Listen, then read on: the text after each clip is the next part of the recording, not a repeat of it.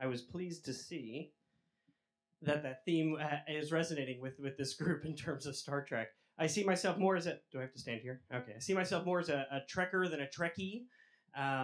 And my oldest son, we've been watching this Star Trek in our house, and my oldest son, who really loves Captain Picard, who's not up there, but really, really loves Data. In fact, we'll walk around our house saying, well, logically that doesn't make sense, and it drives us actually mad.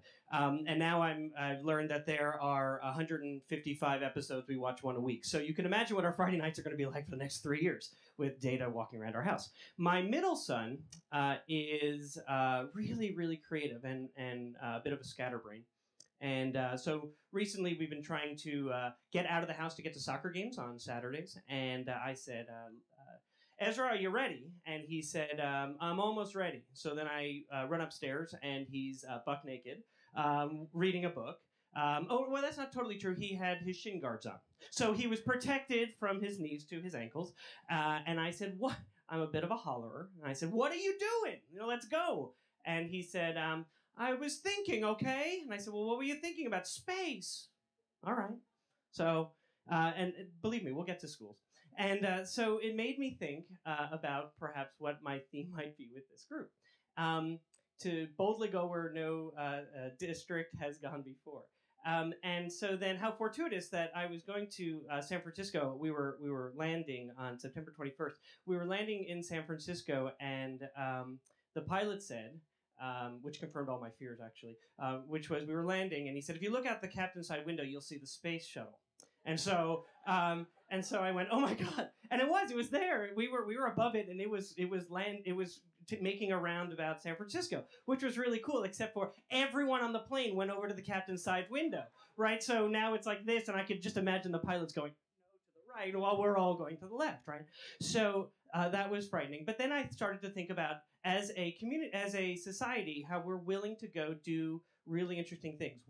We'll go put someone on the moon. We will go send satellites to the far reaches of our solar system. We will go explore Mars, which made me think how it's so interesting that we look at these new visions and these new theories and use new technologies to really challenge our collective curiosity. And then we think about schools. This is 100 years ago. And other than the fact that our tables are not made of wood like this anymore, not much has changed in terms of a factory model. And I started to think about that, and I started to think about this guy named Scott Nearing. 100 years ago, he was sent around the country to go look at schools and go look for evidence of schools maybe doing some things differently. And so he traveled around the country, and this was 1911, so 101 years ago. And he really started to challenge our society to think more critically about how we do schools, that there might be merit in challenging schools to look at the individual child and do things for the child instead of looking at it as a factory model. He looked at perhaps that doing something had merit. I mean, look what these kids do at Lee. Doing as a part of learning might have value. But that isn't necessarily what's happening. And so I started to think about Scott Nearing and that challenge, about schools and choice. And I started to think about people like Deborah Myers, who also thinks about democratic schools, and Thomas Dewey, who really challenged us to think about democratic schooling. And I thought about Jim Cummins, who is mostly known by the second language acquisition people for his work on rigor. And so I started to think about democratic schools, rigor, Scott Nearing, and choice, and thinking about what students might need. And I started to think about autonomous schools.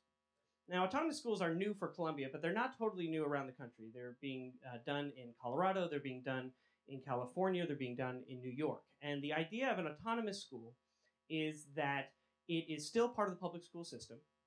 It has the same requirements as any other school in terms of state accountability. However, it has a lot of flexibility. It has flexibility in staffing. It has flexibility in how it uses its budget. It has flexibility in the curriculum that it chooses. Now, it has to be aligned to the standards of the state adopts, but it still has flexibility, and they have their own control about what materials they use to achieve that goal. It has flexibility in the area of governance. That's something scary for a big institution like ours, to give up control. But it actually, if we expect something to be different in terms of an achievement gap and do nothing different to change that, then shame on us. So this gives control to the teachers, to the principal, to the parents to make some decisions that are best for that school community. And it also looks at school calendar, because perhaps we should move away from a 10-week summer vacation. We're no longer an agricultural community. And so perhaps it would be best to start thinking about stretching out the 174 days and giving strategic vacations throughout the year that teachers could then come back and look at assessment data, make good planning for students. But also, our most at-risk kids get no enrichment over the summer. And that's not fair, not no, but very little. And so when you think about summer learning loss, and you think about students who, my kids, they go on vacation with their grandparents, they go to museums, they go to the theater, they're being asked to think critically, they're asked to take a position and defend it. You could just imagine Data, my oldest son, he's quite a good arguer, that our most at-risk kids don't have those same kind of accommodations. So we have schools in our community that are really ready for this kind of work, for this kind of challenge. One is Ridgeway Elementary School. In fact, it actually became an autonomous school last spring. The school board accepted and said, go forth. So we are. And it is an IGE school, individually guided education. And the whole premise there is that that school, it started in the 1970s, and it was pretty much stripped of its original programming over time because we had to do programming equity, right? So what we're doing at one school, we're doing at all schools, and so they lost a good amount of their funding. So now they're in a position to start looking for efficiencies, looking for savings, and then taking that money and doing some interesting things with it. They have a board that's made up of parents and teachers and an alumnus. They also have a previous administrator who's part of that team, and they're partners in education. What great partnership. And so they're making good decisions for their school. And two more schools that I thought would be helpful to bring to your attention are Lee Elementary School. Started in the 90s as an it started much earlier than that, but in the 1990s, it was given the task of being an arts integrated school.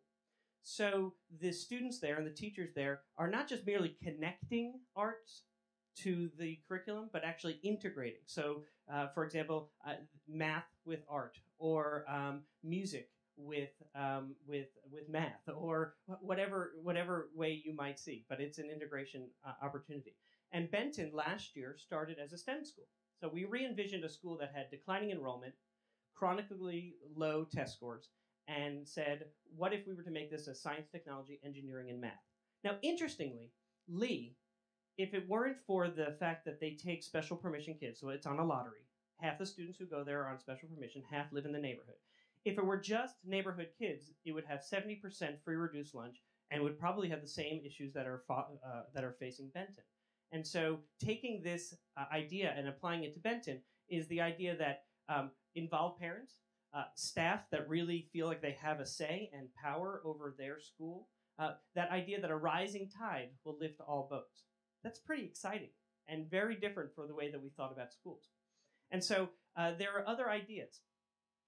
One idea might be to create a language immersion school, because there are some other ideas that I know that we could do here in Columbia in terms of autonomous schools. So a language immersion, an entrepreneurial school. Keith, you challenged me on that one. We could look at nature and outdoors. We could look at a flipped classroom model like the Khan Academy, where kids go, they do their work in the evenings and they come back and a teacher helps facilitate their learning instead of them sitting all day. We could look at, we started a Montessori preschool at Grant School. So perhaps even Montessori might be something that we could take on in the public schools. I thought perhaps there's one more. A multiple intelligence school based on the ideas of Howard Gardner. That as a society we value the linguistic and the logical mathematical, but my middle son, that's not his skill set. He is an incredibly spatial learner. He's got incredible interpersonal skills. He's very gifted and yet not necessarily recognized in that way. So I'm curious to see how our community sees this and sees whether or not this would be something that we could do. And I'll use Carrie, I'll use your words, it's everybody and nobody, right? If we could do this all together. And so I challenge us to take on what Jean-Luc Picard likes to say, and my son walks around every time we say, are we going to go do this? He says, engage. Engage. So thank you so much.